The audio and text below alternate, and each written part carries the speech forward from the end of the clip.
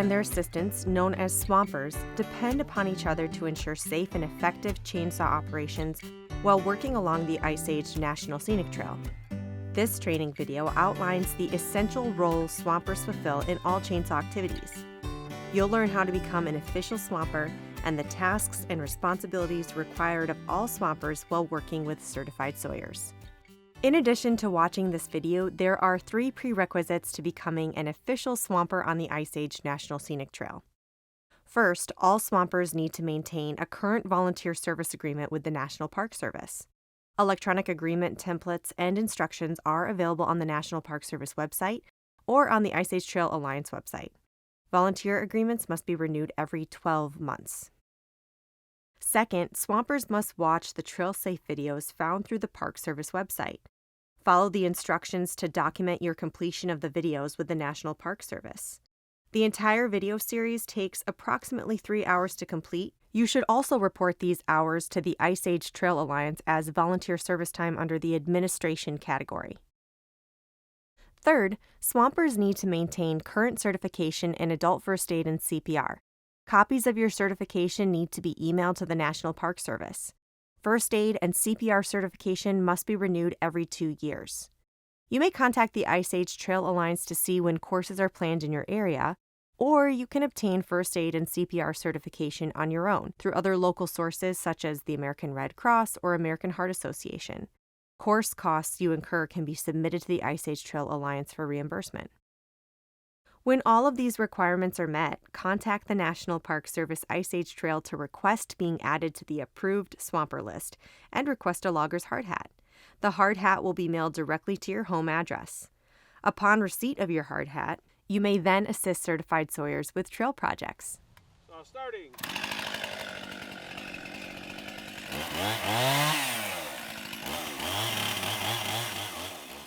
A common misconception is that swampers are simply brush haulers.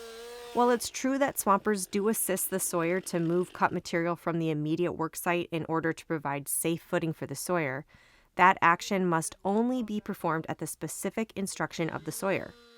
Only when chainsaw operations are fully completed or have moved on to a new work area is it appropriate for others to actively haul brush off the trail, to either disperse the cut materials or to create brush piles for later burning. Another misconception, and an extremely dangerous one, is that swampers should be eagerly helping the sawyer by holding or pulling branches or other material while the cutting operation is actively underway. Actions like this are strictly prohibited. In reality, the primary function of the swamper is to maintain control of the safety zone. Let's repeat that. The primary purpose of the swamper is to maintain control of the safety zone. During sawyer certification training, sawyers are taught how to effectively communicate with their swampers. How well a sawyer communicates with their swamper is part of the sawyer's official evaluation and certification process. As part of the sawyer certification process, sawyers are taught to always have a safety briefing with their swamper before starting the chainsaw. Topics of discussion include the overall cutting plan, parameters of the safety zone, and contingency planning in case of a serious accident or injury. The sawyer should also instruct the swamper on how he or she will signal the swamper to come into the cutting area if cut material needs to be moved away from the sawyer's feet or the immediate work area.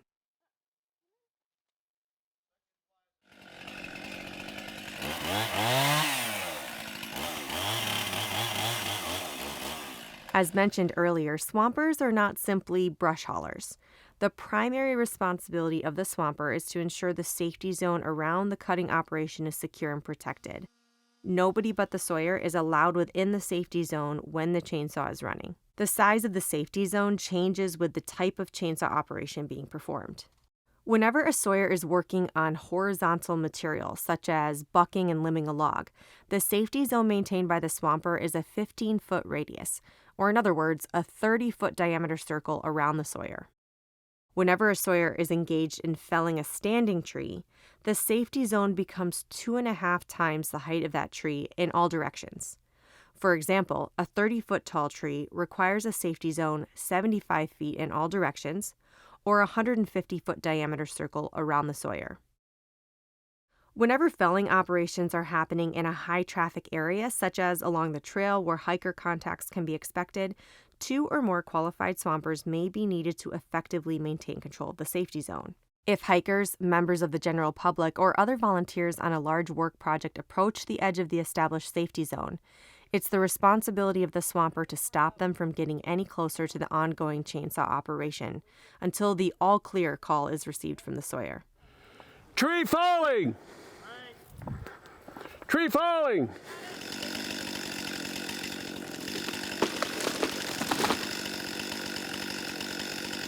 All clear! All clear! All right, you can go on through. Hiker Thank you coming very through. much.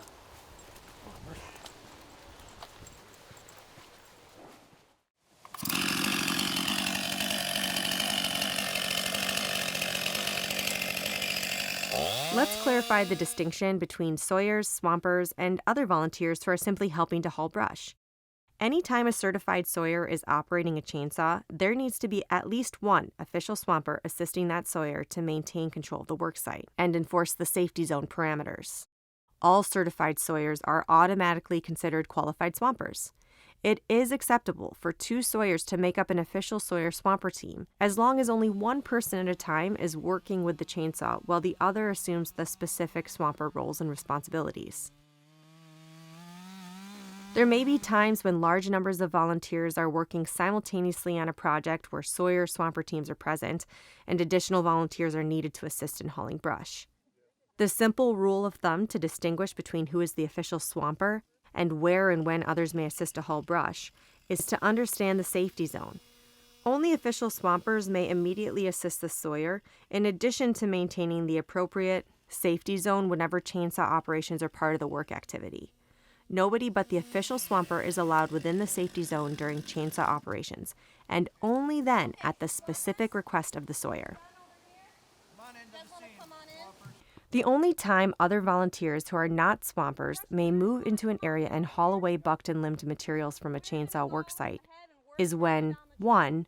The chainsaw is turned off and the sawyer has authorized additional people to enter the safety zone, or 2. When the sawyer swamper team has moved on to another cutting area and the brush to be hauled off by other volunteers is very distinctly outside of the new safety zone surrounding the sawyer swamper team. The National Park Service is proud to partner with the Ice Age Trail Alliance to provide quality safety training to all the volunteers on the Ice Age National Scenic Trail.